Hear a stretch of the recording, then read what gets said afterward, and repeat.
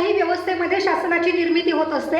त्या वेळेला शासन व्यवस्थेत बसणारा राजा सर्वत्र आपली मक्तेदारी असावी म्हणून इथं कायदे लादण्याचं काम करत असेल, तर त्यावेळेला ते राष्ट्र लोकशाही नाही तर हुकुमशाहीसाठी प्रवृत्त होत असतं। स्वतंत्र राष्ट्रामध्ये नागरिकांचे अधिकार स्वतंत्र कक्षेत असणं फार गरजेचं असतं, परंतु काळ थोडा बदलत गेला आणि इथं कायदे करणारी व्यवस्थाच कायदे लादण्याचं काम करते आहे। अर्थात स्वतःची ध्येय धोरणं, स्वतःची विचारसरणी आणि स्वतःची व्यवस्था लादण्यासाठी एक देश एक निवडणुकीच्या माध्यमातून उचललेलं पाऊल अयोग्य तर आहेच आहे, परंतु ते समाजहित आणि देशहितासाठी सुद्धा घातक आहे। नेमकं याच विषयाच्या अनुषंगानं बोलण्यासाठी मी आपल्या समोर उभी आहे। नमस्कार, मी स्पर्धक सांकेतिक कोड क्रमांक 16 प्रस्तावाची प्रतिकूल परंतु वास्तवाची सत्याची न्यायाची आणि तथ्याची अनुकूल बाजू अर्थातच विषय प्रतिपादन करते आहे। एक देश एक निवडणूक म्हणजे लोकसभा आणि विधानसभा यांच्या निवडणुका एकत्रित घेणं अयोग्य आहे। मुळात सर, विषयाला सुरुवात करत असताना एक देश एक निवडणूक ही संकल्पना स्पष्ट करणं मला पहिल्यांदा गरजेचं वाटतं।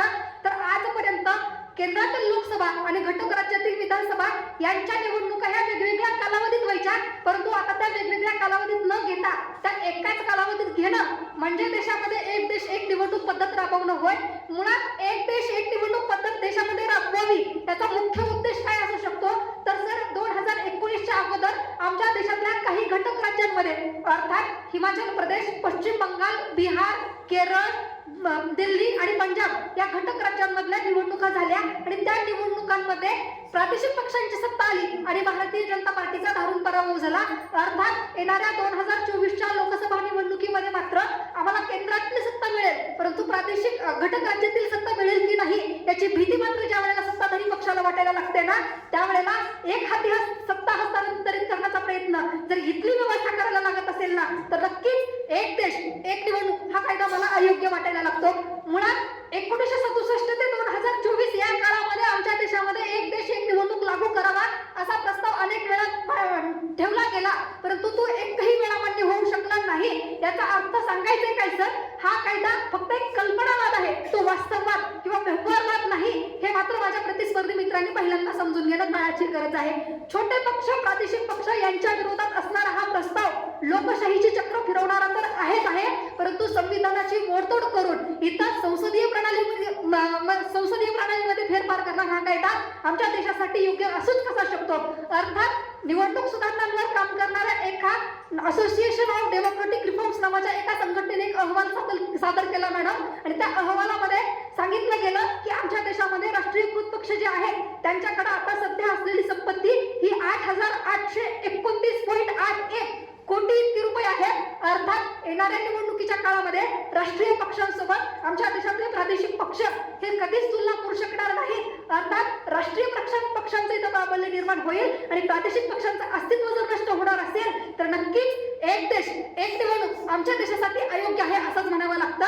ज्या वेळेला आमच्या देशामध्ये एक देश एक निवडणुकीच्या माध्यमातून निवडणुका घेतल्या जातील ना, त्यावेळेला राष्ट्रीय पातळीवरचे मुद्दे वेगळे असतील आणि घटक राज्यातील मुद्दे हे वेगळे असतील। अर्थात एक देश एक निवडणुकीच्या माध्यमातून राष्ट्रीय पातळीवरचे मुद्दे, परराष्ट्र धोरण, सुरक्षा, देशाची सुरक्षा असे मुद्दे हाताळले जातील आणि घटक राज्यातील समस्यांकडे दुर्लक्ष केलं जाईल। मला वाटतं की प्रत्येक घटक राज्यांच्या समस्यांकडे दुर्लक्ष करून इथं जर राष्ट्रीय मुद्द्यांना जर प्राधान्य दिलं जाणार असेल तर नक्कीच एक देश एक निवडणूक हा कायदा आमच्या देशासाठी अयोग्य आहे। मुळात सर, ज्या वेळेला आमच्या देशामध्ये निवडणुका होतात, लोकसभा स्थापन होते, विधानसभा स्थापन होते, त्या वेळेला प्रत्येक पंतप्रधानाला आणि घटक राज्यातील मुख्यमंत्र्यांना सुद्धा ती लोकसभा आणि विधानसभा बरखास्त करण्याचा अधिकार असतो।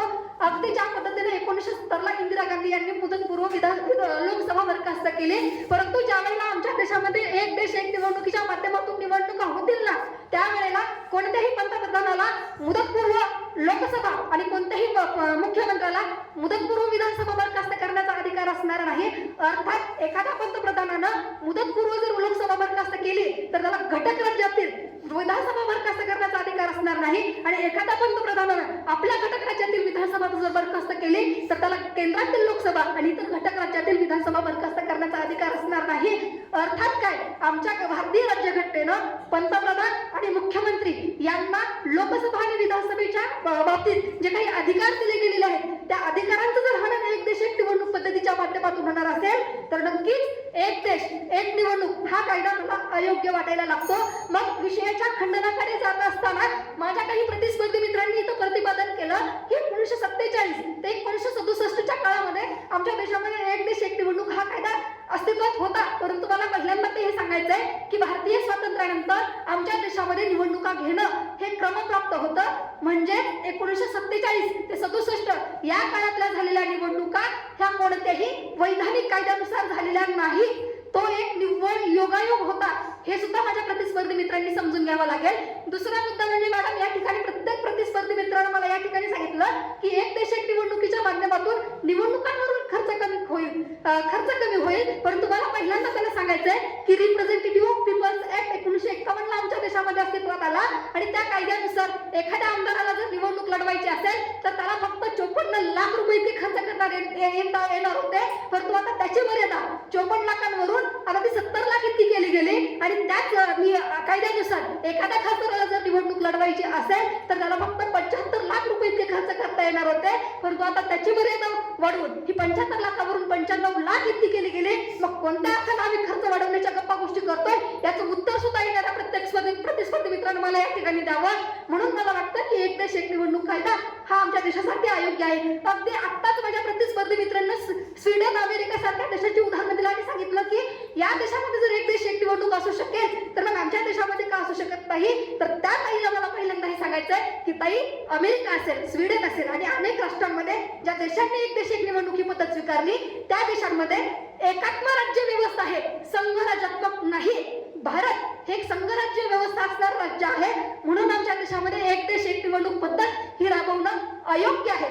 व्यासपीठावर येताना सुद्धा याच मतावर ठाम होते, जाताना सुद्धा याच मतावर ठाम राहते आणि व्यासपीठाची रजा घेता घेता फक्त इतकंच म्हणते की सामर्थ्याने जाओ व्यक्त काहीसा अर्थही येऊ द्या रे हा देश माझा याचे भान जरासे राहू द्या रे हा देश माझा याचे भान जरासे राहू द्या रे.